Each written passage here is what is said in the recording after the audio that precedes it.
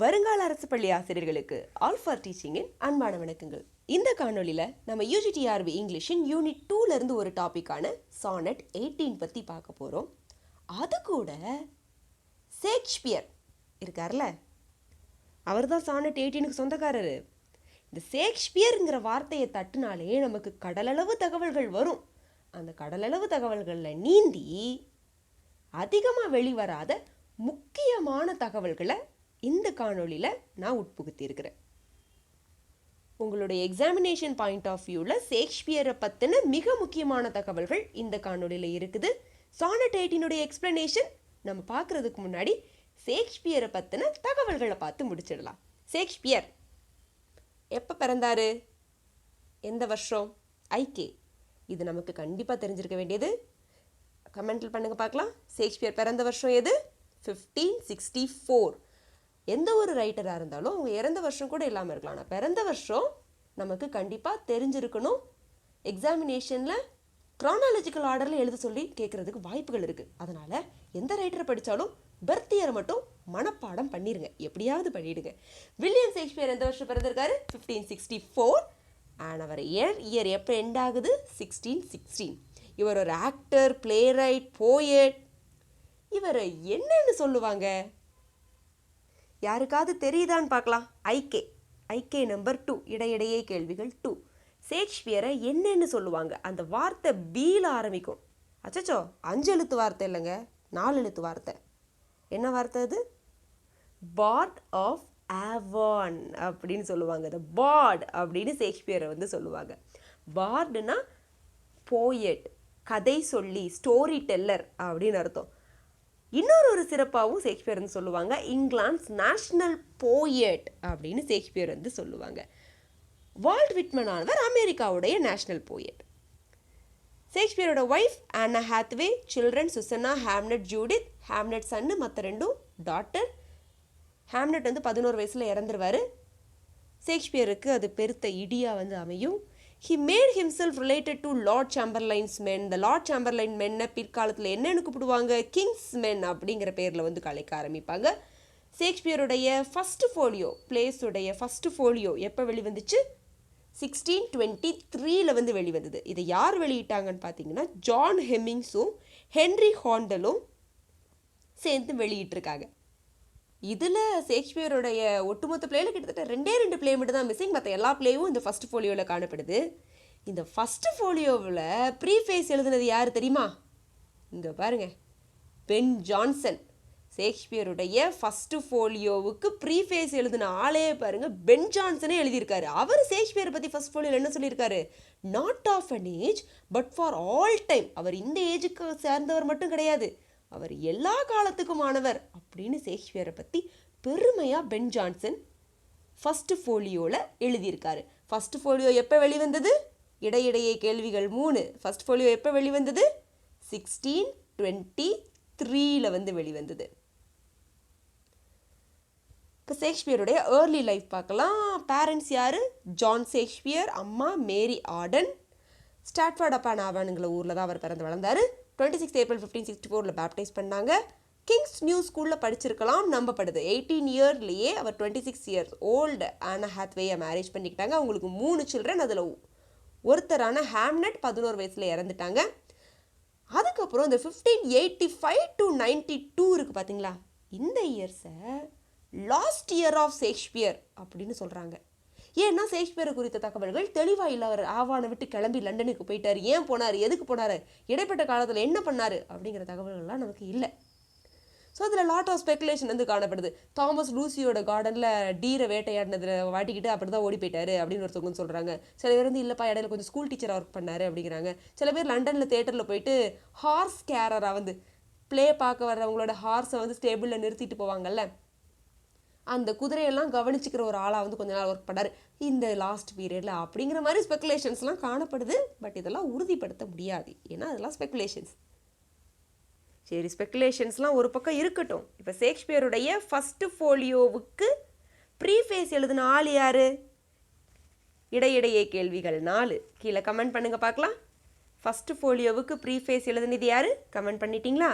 யார் எழுதினது preface? Pen Johnson.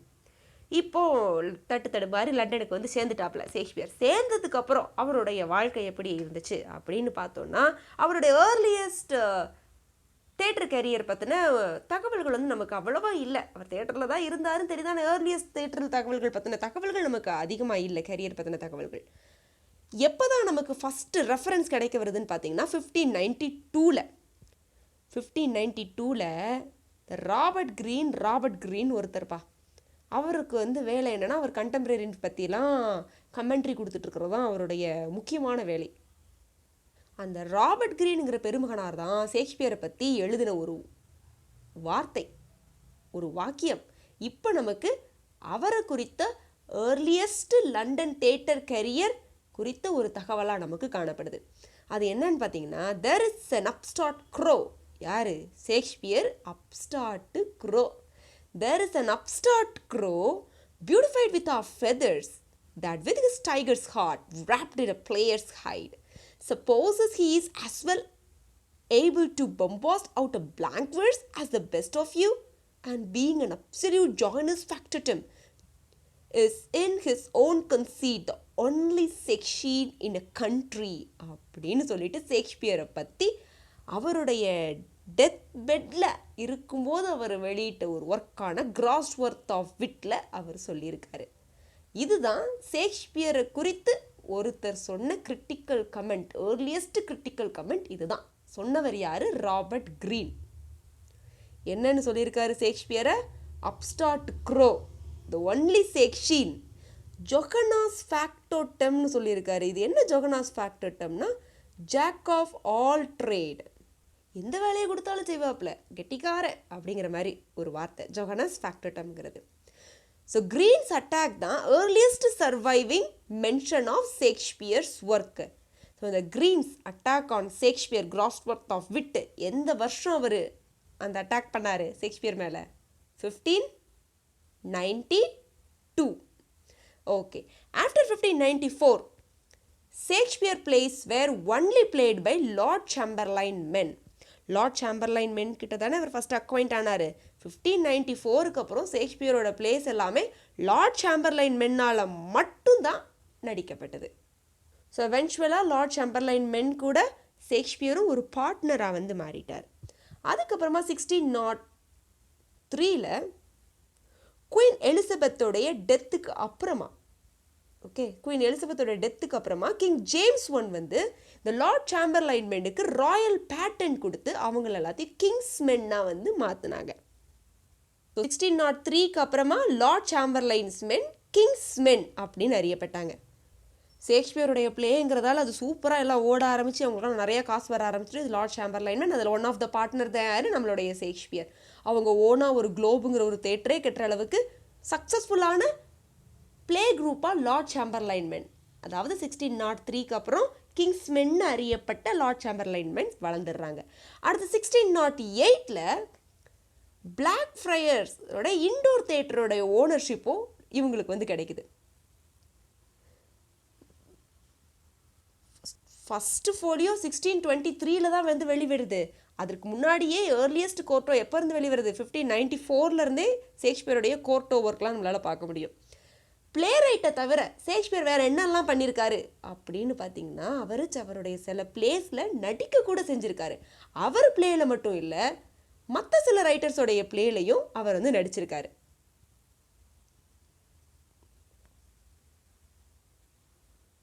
Pen ஜான்சனுடைய Every Man in His Humour இருக்கு பாருங்க, அதில் ஷேக்ஸ்பியர் நடிச்சிருக்காரு. செஜானஸ் ஹிஸ் ஃபால் அவருடைய பென் ஜான்சனுடைய முக்கியமான ஒர்க்கு, அதுலேயும் ஷேக்ஸ்பியர் ஆக்டராக ஆக்ட் பண்ணியிருக்காரு.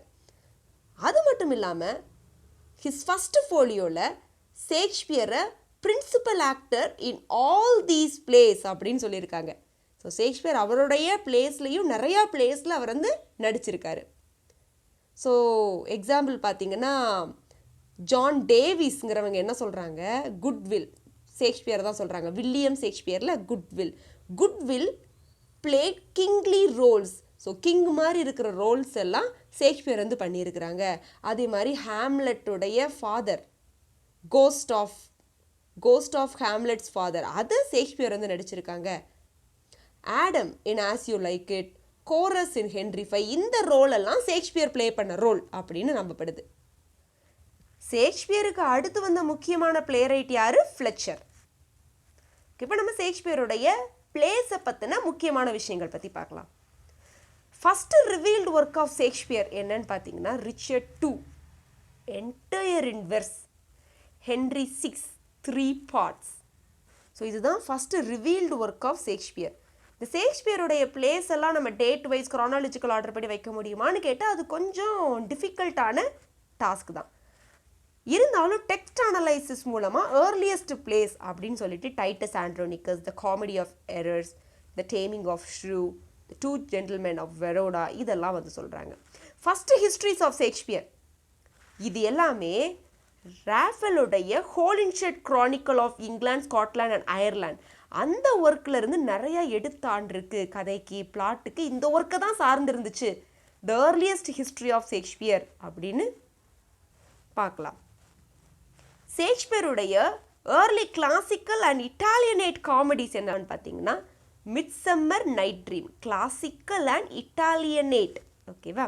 அதில் comedies midsummer night dream. Midsummer night ட்ரீம்ங்கிறது witty mixture of romance, fairy magic காம்னப்படும், லோ லைஃபுடைய காமிக் சீன்ஸ் இதில் வச்சுருப்பாங்க. அடுத்து மெர்ச்சன்ட் ஆஃப் வெனிஸ் பார்த்தீங்கன்னா equally romantic, portrayal of the vengeanceful Jewish, money lender, Shylock பற்றி இதில் போர்ட்ரே பண்ணியிருப்பாங்க. மச் அடோ அபவுட் நத்திங்கில் விட் அண்ட் வேர்ட் பிளேக்காக இந்த பிளே ரொம்பவே முக்கியமாக பார்க்கப்படுது. ஆஸ் யூ லைக் இட்ல சார்மிங் ரூரல் செட்டிங்காக இந்த பிளே முக்கியமாக பார்க்கப்படுது. 12th நைட்டில் லைவ்லி மெரி மேக்கிங்கை நம்மளால் பார்க்க முடியும். So histories of late 1950s பார்த்தீங்கன்னா introduced prose comedies into histories during this period. So ஹிஸ்ட்ரிஸ்லேயும் ப்ரோஸ் காமெடிஸ் அவர் இன்ட்ரடியூஸ் பண்ணார் 1950s. 1950s அடடா இயர் தப்புங்க, 1590s, last 1590s. Okay, so this period begins and ends with 2 tragedies, great tragedies, Romeo and Juliet, Julius Caesar. இந்த Julius சீசருக்கு plot எதுலேருந்து எடுத்திருக்காங்க? From Sir Thomas North, 1579, translation of Plutarch's parallel lives, இதிலிருந்து தான் plot எடுத்திருக்காங்க. early 17th century problem, அதில் வர முக்கியமான பிளேஸ் என்னெல்லாம்? Measure for measure, Troilus and Cressida, all's well that ends well, இதெல்லாம் early 17th centuryயில் வர ப்ராப்ளம் பிளேஸ். இந்த பிளேஸ் எல்லாம் ப்ராப்ளம் பிளேஸ்னு சொன்னவர் யாரு தெரியுமா? பின்னாடி வராரு பாருங்க. The greatest tragic hero of Shakespeare is யாரு? ஹாம்லெட். ஏன்னா அவருடைய ஃபேட்டல் ஃப்ளா ஹெசிடேஷன். ஸோ அதனால தான் Hamlet greatest tragic hero of ஷேக்ஸ்பியர்னு அறியப்படுறாரு. இந்த ஹாம்லெட்டுடைய கேரக்டருடைய ஃபேமஸ் சாலுலிக்கு பார்த்தீங்கன்னா to be or not to be. So ஷேக்ஸ்பியருடைய tragic heroes, most important tragic heroes, அவங்களுடைய ஃபேட்டல் ஃப்ளாஸ் என்னன்னு பார்த்தீங்கன்னா ஹாம்லெட்டுக்கு ஹெசிடேஷன், ஒத்தல்லோக்கு ஜெலசி, கிங் லியருக்கு கிவிங் அப் ஆஃப் பவர். இந்த கிங் லியரை குறித்து ஃப்ராங்க் கெர்மோட் வந்து என்ன சொல்லியிருப்பாருன்னா, the play offers neither its good characters nor its advice audience any relief from its cruelty அப்படின்னு சொல்லியிருப்பார். அடுத்து மேக்பெத்தோடைய ஃப்ளா வந்து என்னது? Uncontrollable ambition. இந்த மேக்பெத்துங்கிற பிளே தான் ஷேக்ஸ்பியருடைய shortest most compressed work. Last major ட்ராஜடிஸில் என்னெல்லாம் வருது? Antony and Cleopatra, Coriolanus. இதில் ஷேக்ஸ்பியருடைய ஃபைனஸ்ட் பொயட்ரி காணப்படுதுன்னு டிஎஸ் இலியட் வந்து சொல்லியிருப்பாங்க. ஆண்டனி அண்ட் கிளியோபெட்ராலையும் கோரியோலனஸ்லையும் ஃபைனஸ்ட் பொயட்ரி காணப்படுதுன்னு சொன்னவர் யாரு? T S Eliot. ஸோ இந்த ஃபைனல் பீரியட் ஷேக்ஸ்பியர் வந்து நிறைய ரொமான்சஸ்னா ட்ராஜிக் காமெடி வந்து எழுத ஆரம்பித்தார். அதுதான் சிம்பலைன், வின்டர்ஸ் டேல், டெம்பஸ்ட் மாதிரி. ஸோ உங்கள் கொலாபரேஷன் ஒர்க் என்னென்னு பார்த்தீங்கன்னா பெரிக்கல்ஸும் பிரின்ஸ் ஆஃப் டயரும், ஹென்ரி VIII, த 2 நோபல் கின்ஸ்மெனும், ஜான் ஃப்ளெச்சர் கூட கொலாபரேட் பண்ணியிருக்காரு. இப்போ ஷேக்ஸ்பியருடைய கிளாசிஃபிகேஷன் ஆஃப் ஒர்க் பார்த்தோன்னா ஃபஸ்ட்டு ஃபோலியோவில் மொத்தமாக 36 பிளேஸ் ஆனது காணப்படுது. இந்த ஃபஸ்ட்டு ஃபோலியோ ஷேக்ஸ்பியருடைய ஒர்க்கை காமெடிஸ், ஹிஸ்ட்ரிஸ், ட்ராஜடிஸ் அப்படின்னு பிரிக்குது. இந்த 2 play, the noble 2 noble kinsmen, Pericles, prince of Tyre, இது ஆனது ஃபஸ்ட்டு ஃபோலியோவில் இன்க்ளூட் பண்ணப்படலை. அதே மாதிரி ஷேக்ஸ்பியருடைய ஃபஸ்ட்டு ஃபோலியோவில் அவருடைய போயம்ஸும் இன்க்ளூட் பண்ணலை. லேட் 19th செஞ்சுரியில் எட்வர்ட் டவுடன் அப்படிங்கிறவர் ஷேக்ஸ்பியருடைய 4 லேட் காமெடிஸை வந்து கிளாஸிஃபை பண்ணியிருக்காங்க. அதை எப்படி கிளாஸிஃபை பண்ணியிருக்காங்க? ரொமான்சஸ் அப்படின்னு கிளாஸிஃபை பண்ணியிருக்காங்க. ஸோ ஷேக்ஸ்பியருடைய ட்ராஜிக் காமெடிஸை முதல்ல ரொமான்சஸ் அப்படின்னு சொன்னவர் யார்? 19th செஞ்சுரியை சேர்ந்த எட்வர்ட் டவுடன். அப்புறம் 1896 ஃப்ரெட்ரிக் எஸ் போஸ் இருக்கார்ல, அவர் தான் ப்ராப்ளம் பிளேஸ் அப்படிங்கிற வார்த்தையை காயின் பண்ணியிருப்பார். The all's well that ends well, measure for measure, Troilus and Cressida, Hamlet, இது எல்லாம் ப்ராப்ளம் பிளேஸ்ன்னு சொல்கிறாங்க. ஏன்னா இந்த ட்ராமா உடைய தீமு, டெம்பரு எல்லாமே ஸ்ட்ரிக்டாக காமெடியோ ட்ராஜடியோ கிடையாது. அதனால் இதை வந்து கன்வீனியண்ட்டாக ஒரு ஃப்ரேஸில் நான் போடுறேன். அந்த ஃப்ரேஸ் என்னென்னா ப்ராப்ளம் பிளேஸ் அப்படின்னு ஃப்ரெட்ரிக் எஸ் போஸ் வந்து சொல்லியிருப்பார். த தேட்டர் அப்படின்னு ஒரு தேட்டர் வந்து காணப்பட்டுச்சு. அந்த தேட்டரை விலைக்கு வாங்கி தான் அங்கே தான் எதை கட்டினாங்க? த குளோப் தேட்டரை வந்து கட்டினாங்க லார்ட் சேம்பர்லைன் மென் கம்பெனி. இந்த குளோப் தேட்டர் இருக்குது பார்த்தீங்களா, அதில் ப்ளே பண்ண லாஸ்ட் ப்ளே எல்லாருக்கும் தெரியும், ஹென்ரி 8 1613 அந்த ஹென்ரி 8 எனாக்ட் அப்போ தீ பிடிச்சி அந்த குளோப் தேட்டர் வந்து அழிஞ்சு போயிடும். ஃபஸ்ட்டு ப்ளே என்ன தெரியுமா? ஜூலியஸ் சீசர் 1599 வந்து ஃபஸ்ட்டு ப்ளே குளோபில் வந்து ப்ளே பண்ணியிருப்பாங்க. எல்லாமே 2 பேஜாக வருது. ஓகே. சேம்பர்லைன்ஸ் மென் அவங்கள கிங்ஸ் மென்னு 1603 நேம் மாற்றிருப்பாங்க. They said to have played 7 plays at royal court. So இந்த தேட்டர்ஸ் எல்லாம் தவிர்த்து ராயல் கோர்ட்டுக்கு போய் கிட்டத்தட்ட 7 நாடகம் லார்ட் சேம்பர்லைன் மென்ஸ் இல்லைனா கிங்ஸ்மென் வந்து போய் போட்டிருக்காங்க. ஸோ ஷேக்ஸ்பியருடைய ஆக்டிங் கம்பெனி அவங்க வின்டர் அப்போ பிளாக் ஃப்ரையர்ஸ் வாங்கினாங்களா இன்டோர் தேட்டர், அதை யூஸ் பண்ணிக்கிட்டாங்க. சம்மர் அப்போ குளோப் வந்து ஒரு அவுட்டோர் தேட்டர், மேலே கூரெல்லாம் கிடையாது. ஸோ சம்மர் அப்போ குளோபை வந்து யூஸ் பண்ணிக்கிட்டாங்க.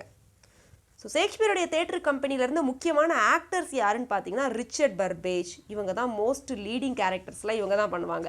அடுத்து வில் கெம்ப் காமிக் கேரக்டர் பண்ணுறவங்க, ஹென்ரி காண்டல், ஜான் ஹிம்மிங்ஸ், இவங்க தான் ஃபஸ்ட்டு ஃபோலியோ வெளியிட்டாங்கன்னு சொல்லிட்டு பார்த்தோம்ல. ஸோ இவங்க டேர் சேர்ந்து தான் 1623 ஃபஸ்ட்டு ஃபோலியோ வெளியிட்டாங்க.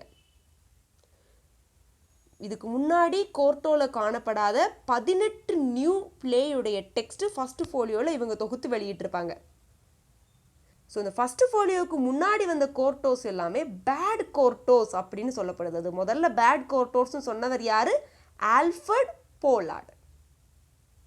ஷேக்ஸ்பியருடைய ட்ராஜிக் காமெடிஸை முதல்ல ரொமான்சஸ்ன்னு சொன்னவர் யார்? எட்வர்ட் டவுடன். ஷேக்ஸ்பியருடைய ட்ராஜடியும் இல்லாமல் காமெடியும் இல்லாமல் இருந்த பிளேஸ் எல்லாம் ப்ராப்ளம் பிளேஸ்ன்னு சொன்னவர் யார்? Frederick S Bass. பேட் கோர்ட்டோன்னு சொன்னவர் ஆல்ஃபர்ட் போலார்ட். அடுத்து ஷேக்ஸ்பியருடைய போயம்ஸ். ஷேக்ஸ்பியருடைய போயம் பார்த்திங்கன்னா 1593 1594 லண்டனில் பிளேக் வந்து தாக்க ஆரம்பிச்சிச்சு. அப்போ தேட்டர்லாம் க்ளோஸ் பண்ணிட்டாங்க. ஸோ அந்த டைம் பீரியடில் ஷேக்ஸ்பியர் வந்து அழகாக நிறைய போயம்ஸ் வந்து எழுதியிருக்காரு. ஸோ 2 நரேட்டிவ் போயம்ஸ் என்னன்னு பார்த்தீங்கன்னா Venus and Adonis, the rape of Lucrece. இந்த 2 போயத்தையுமே யாருக்கு அவர் டெடிகேட் பண்ணியிருக்காரு? ஹென்ரி ரியோதெஸ்லி, ஏர்ல் ஆஃப் சவுத்தாம்ப்டனுக்கு அவர் டெடிகேட் பண்ணியிருக்காரு. ஏர்ல் ஆஃப் சவுத்தாம்ப்டன் தான் ஷேக்ஸ்பியருக்கு ஜெனரஸாக ஹெல்ப் நிறையா பண்ணியிருப்பார் அவருடைய ஏர்லியஸ்ட் பீரியடில். அதனால் அவருக்கு இந்த 2 லாங் போயத்தை டெடிகேட் பண்ணியிருப்பாங்க. வீனஸ் அண்ட் அடோனிஸும் லாங் போயம். இதில் என்ன கதைனா இன்னசென்ட் அடோனிஸ் வீனஸோடைய செக்ஷுவல் அட்வான்ஸஸை ரிஜெக்ட் பண்ணுவாங்க. அதுதான் இந்த போயத்துடைய கதை. ரேப் ஆஃப் லுக்ரீஸில் பார்த்தீங்கன்னா ஓவிடுடைய மெட்டாமார்பிசஸால் இன்ஃப்ளூயன்ஸ் ஆகி இந்த ஒர்க்கை வந்து அவர் வந்து எழுதியிருப்பார். விர்ச்சுவஸ் வைஃப் லுக்ரீஸ் அவங்களும் வாழ்க்கையில் நடக்கிற கஷ்டங்களை பற்றி தான் இந்த போயத்தில் வந்து எழுதியிருப்பாங்க. அதுக்கு அடுத்து இன்னும் 2 முக்கியமான போயமும் இருக்குது ஷேக்ஸ்பியர். அது என்னன்னா லவ்வர்ஸ் கம்ப்ளைண்ட். இது ஒரு லாங் போயம் தான். A young woman's laments, her seduction by a persuasive suitor. இது ஃபர்ஸ்ட் எடிஷனோட பிரிண்ட் பண்ணியிருப்பாங்க. ஃபர்ஸ்ட் எடிஷன் சானட் 1609 அது வந்து பிரிண்ட் பண்ணியிருப்பாங்க. The Phoenix and the Turtle இது ராபர்ட் செஸ்டருடைய லவ் ஸ்மார்ட்டியருங்கிற ஒர்க்கில் ஃபஸ்ட்டு பிரிண்ட் பண்ணியிருப்பாங்க. So it mourns the death of legendary phoenix and his lover the faithful turtle dove. அதை பற்றின கதை தான். சானட் 138 அண்ட் 134 இதுவும் appeared as a early draft in Passionate Pilgrimல appeared வந்து ஆயிருக்கும் 1599ல அவருடைய பெர்மிஷன் இல்லாமல். சானட் 138 சானட் 144 Passionate Pilgrimல ஷேக்ஸ்பியருடைய பெர்மிஷன் இல்லாமல் பப்ளிஷ் ஆயிருக்கும். சானட் ஃபர்ஸ்ட் கலெக்ஷன் எப்போ அப்பியர் ஆச்சு? 1609ல. மொத்தம் 154 சானட். டார்க் லேடி பற்றியும் சொல்லியிருப்பாங்க, ஃபேர் யூத் பற்றியும் சொல்லியிருப்பாங்க. இந்த சானட்ல ஷேக்ஸ்பியர் அன்லாக்ட் ஹிஸ் ஹார்ட் அப்படின்னு வேர்ட்ஸ்வொர்த் வந்து ஷேக்ஸ்பியர் பற்றி சொல்லியிருப்பாங்க. ஸோ 1600 எடிஷன் யாருக்காக டெடிகேட் பண்ணியிருப்பாருன்னா மிஸ்டர் WH டெடிகேட் பண்ணியிருப்பாரு. அது யாருங்கிற ஐடியா நமக்கு இன்னும் கிடைக்கவே இல்லை. ஸோ இதை பப்ளிஷ் பண்ணவர் தாமஸ் த்ரோப். சானட் 1609 எடிஷனை பப்ளிஷ் பண்ணவங்க தாமஸ் த்ரோப். ஸோ ஷேக்ஸ்பியருடைய ஸ்டைல் பார்த்தீங்கன்னா அவரோட ஏர்லியஸ்ட் பிளேஸ்லாம் கன்வென்ஷனல் ஸ்டைலில் வந்து எழுதியிருப்பாங்க. So earliest poetries extended elaborated மெட்டாஃபர்ஸும் கன்சீட்ஸும் யூஸ் பண்ணியிருப்பாங்க. கிராஜுவலாக ஷேக்ஸ்பியரோட ஸ்டைல் ஆனது இம்ப்ரூவ் ஆச்சு. ரிச்சர்ட் டூவில் அதோட soliloquy, self declaration of vice, medieval drama, vivid self awareness, இதெல்லாம் ரிச்சர்ட் டூவில் நம்மளால் பார்க்க முடியும். அதே மாதிரி பிளாங்க் வேர்ஸ் ஷேக்ஸ்பியருடைய மோஸ்ட் யூஸ்டு ஃபார்மாகவும் நம்ம மாறினதை பார்க்க முடியும். மெச்சூர்ட் யூஸ் ஆஃப் பிளாங்க் வேர்ஸை எந்த ஒர்க்கில் பார்க்க முடியும்? ஜூலியஸ் சீசர்லையும் ஹாம்லெட்லையும் பார்க்க முடியும். அதர்ஸ்லாம் ஷேக்ஸ்பியரோட இந்த ஸ்டைலை பார்த்துட்டு என்னன்னு சொல்கிறாங்க? More concentrated, rapid, varied and in construction, less regular, not seldom twisted or elliptical அப்படிங்கிறாங்க. So various techniques used by Shakespeare: run on lines, irregular pauses and stops, extreme variation in sentence structure and length, shift in time, surprising turns of plot, long and short sentences together, இதெல்லாம் ஷேக்ஸ்பியருடைய ஒர்க்கில் நம்மளால் பார்க்க முடியும். So அவ்வளவுதான் Shakespeare பற்றின முக்கியமான தகவல்கள். அடுத்து சானட் 18 எக்ஸ்பிளனேஷனை பற்றி நம்ம பார்த்துடலாம். ஸோ சானட் 18 ஷேக்ஸ்பியருடைய one of the sonnet. So இதில் ஃபேர் யூத்தை சம்மர் டேயோட கம்பேர் பண்ணி அவர் பாடியிருப்பார். Shall I compare thee to a summer's day? Fair youth, நான் உன்னை ஒரு சம்மர்ஸ் டேயோட நான் கம்பேர் பண்ணி பார்க்கலாமா? இப்போ இந்த லைனில் ஃபுல்லும் நான் உன்னை ஒரு சம்மர் டேயோட கம்பேர் பண்ணி காட்ட போகிறேன் அப்படின்னு ஆரம்பிப்பார். Thou art more lovely and more temperate. சம்மரை விட இந்த ஃபேர் யூத் வந்து எப்படி காணப்படுறான்னா மோர் லவ்லி அண்ட் மோர் டெம்பரேட்டாக காணப்படுறா. ரொம்ப அழகாக, ரொம்ப மைல்டாக, டெம்பரேட்டாக காணப்படுறா சம்மர் டே விட. ஷேக்ஸ்பியர் வாழ்ந்தது கோல்டு கண்ட்ரி, அதனால் அங்கே சம்மருங்கிறது ப்ளசண்ட்டான டைம். நம்ம வாழ்கிறது ஹாட் கண்ட்ரி, இங்கே சம்மருங்கிறது கொடுமையான டைம். நமக்கு வின்டர் தான் ப்ரெசண்ட்டான டைம். அதனால் ஷேக்ஸ்பியருடைய ப்ரெசண்ட்டான டைம் சம்மரோட கம்பேர் பண்ணி அவர் ஃபேர் யூத்தை வந்து இதில் எழுதியிருக்காரு. அடுத்து 3வது line, rough winds do shake the darling buds of May. இப்போ சம்மர்னு பார்த்தோன்னா சம்மர் வந்து ரொம்பவே ப்ளசண்ட்டான டைமாக இருந்தால் கூட சம்மரில் இருக்கிற ரஃப் விண்ட்ஸ் வந்து என்ன பண்ணுதான்? பட்ஸ் ஆஃப் மேயை ஷேக் பண்ணுதான். அந்த மலர் மொட்டுக்களை ஷேக் பண்ணுற அளவுக்கு சம்மருடைய காற்று விண்டு வந்து ரொம்பவே ரஃப்பாக காணப்படுது. And summer's lease hath all too short a date. இந்த சம்மருடைய காலம் பார்த்தீங்கன்னா வருஷத்தில் ரொம்ப குறுகிய காலத்தில் தான் வருது, தொடர்ந்து இருக்கிறது இல்லை இந்த சம்மருடைய ப்ளசன்ட்னஸ்ஸு. பட் ஷேக்ஸ்பியர் எக்ஸ்பிளைன் பண்ணுற ஃபேர் யூத்தானவர் ரொம்ப ரஃப்பான ஆள்லாம் கிடையாது. சம்மர் விண்டு மாதிரி ரஃப்லாம் அவர் கிடையாது. ரொம்ப சாஃப்டான, மைல்டான, டெம்பரேட்டான ஒரு ஆள். அதே மாதிரி சம்மர் மாதிரி ஷார்ட் லிவ்டு கிடையாது. அவர் இந்த போயத்து மூலமாக லாங் லிவ்டில் வந்து காணப்படுறாரு. Sometime too hot the eye of heaven shine. Eye of heaven எதை மென்ஷன் பண்ணுறாங்க? சூரியன். ஹெவனுடைய ஐ அப்படின்னு சூரியனை வந்து மென்ஷன் பண்ணுறாங்க. சம்டைம்ஸ் சம்மரில் இந்த சூரியன் இருக்குது பார்த்தீங்களா, அது ரொம்ப டூ ஹாட்டாக வந்து ஷைன் ஆகுது. Sometimes the sun is too hot. But fair youth எப்போவுமே எப்படி காணப்படுறான்? டெம்பரேட்டாகவும் மைல்டாகவும் காணப்படுறான். And often is his gold complexion dim. But sometimes இந்த சம்மருடைய சன் இருக்குது பார்த்தீங்களா, அது அந்த அளவுக்கு வார்ம்னஸ் கொடுக்காம டிம்மாக வந்து காணப்படுது. ஆனால் ஃபேர்யூத் வந்து அப்படி கிடையாது, எப்போவுமே ஒரே மாதிரி ஃபேர்யூத்தோட பியூட்டியானது காணப்படுறான் அப்படிங்கிறாங்க. 7th line, and every fair from fair sometime declines. The beauty of summer, summer அப்போ மட்டும் தான் பியூட்டியாக இருக்குது, அதுவே ஆட்டம் வந்துச்சுன்னா இலையெல்லாம் உதிர்ந்து போய் பியூட்டியே இல்லாமல் போயிடுது. 8th line, by chance or nature's changing course untrimmed. இந்த சம்மருடைய அழகானது நேச்சருடைய காலத்துக்கு தகுந்த மாதிரி அது வலுவிழந்து போகுது, சம்மருடைய அழகானது. But thy eternal summer shall not fade. But உன்னுடைய எப்பவுமே குறைவுபடாத சம்மர் அழகு எப்பவுமே என்ன ஆகாதான், மறைந்தே போகாது அப்படின்னு ஃபேர்யூத்தை ஷேக்ஸ்பியர் வந்து சொல்கிறாரு 9th லைனில். 10th லைனில், nor lose possession of that fair though oust. the same, ஃபேர்யூத்தோடைய பியூட்டி எப்பவுமே மாறாது. nor shall death brag though wanderest in his shade. Death cannot take away the beauty. இந்த ஃபேர்யூத்தோடைய பியூட்டியை டெத்து கூட எடுத்துகிட்டு போக முடியாது. when in eternal lines to time though grows. எப்போ இந்த ஃபேர்யூத்தோடைய பியூட்டி வந்து குறையாதான், when in eternal lines, இந்த அழிவுபடாத லைன்ஸில் இவனோட பியூட்டியானது குறைவுபடாமல் though grows, எப்பவும் வளர்ந்து கொண்டே இருக்குமா. so long as men can breathe or eyes can see. உலகத்தில் மக்கள் இருக்கிற வரைக்கும், மனிதர்கள் இந்த உலகத்தில் இருக்கிற வரைக்கும் இந்த ஃபேர்யூத்தோடைய பியூட்டி மறைந்தே போகாது. so long lives this and this gives life to thee.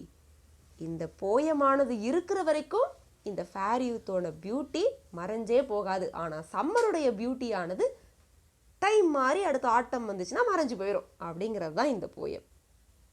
So இதில் ஒரு சிம்பிளான இமேஜரி தான் யூஸ் பண்ணியிருக்காங்க. ஐ ஆஃப் ஹெவன் சன்னுக்கும் கோல்டு கம்ப்ளெக்ஷன் இந்த மாதிரி. எவ்ரி லைன் இந்த போயத்தில் பார்த்தீங்கன்னா ஒரு பங்க்சுவேஷனில் ஸ்டாப் ஆகிருக்கும். So sonnet 18 the first sonnet in which young man is explicitly encouraged to have children. இல்லையே, not explicitly encouraged to have children. மற்றதுலலாம் யங் மேனை வந்து என்கரேஜ் பண்ணுவார். At the end of sonnet 17, the Shakespeare realizes his rhyme alone is enough to preserve the beauty of fair youth. அதனால தான் sonnet 18ல் fair youthோடைய பியூட்டியை அவர் லைன்ஸ் மூலமாக ப்ரிசர்வ் பண்ணுவார். இது ஒரு சானட் சீக்வென்ஸில் வர சானட். ஸோ ஷேக்ஸ்பியருடைய சானட் சீக்வென்ஸில் பார்த்தீங்கன்னா ஃபேர் யூத் பற்றியும் தி அன்ஐடென்டிஃபைடு பிளாக் லேடி பற்றியும் சானட் சீக்வென்ஸ் தான் அவர் வந்து எழுதியிருப்பார். ஸோ சானட் 18ங்கிறது ஃபேர் யூத் சானட் சீக்வென்ஸ் கடியில் வர்ற சானட்டு. ஸோ சானட் 18 ரொம்பவே சிம்பிள் தான். ஃபேர் யூத்தையும் சம்மருடைய டேயவும் கம்பேர் பண்ணி எழுதியிருப்பாங்க.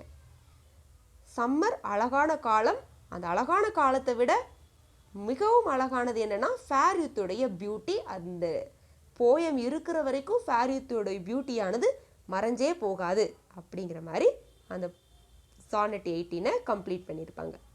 So that's all. ஸோ இந்த காணொலியில் ஷேக்ஸ்பியர் பற்றின முக்கியமான சில பாயிண்ட்ஸ் நீங்கள் தெரிஞ்சிருப்பீங்கன்னு நம்புகிறேன். ஸோ அதெல்லாம் நோட் பண்ணி வச்சுக்கோங்க, அடிக்கடி ரிவைஸ் பண்ணுங்கள், உங்கள் மைண்டில் அது பதிஞ்சிரும். ஸோ அடுத்து ஒரு முக்கியமான டாப்பிக்கில் நாம் சந்திக்கலாம். நன்றி.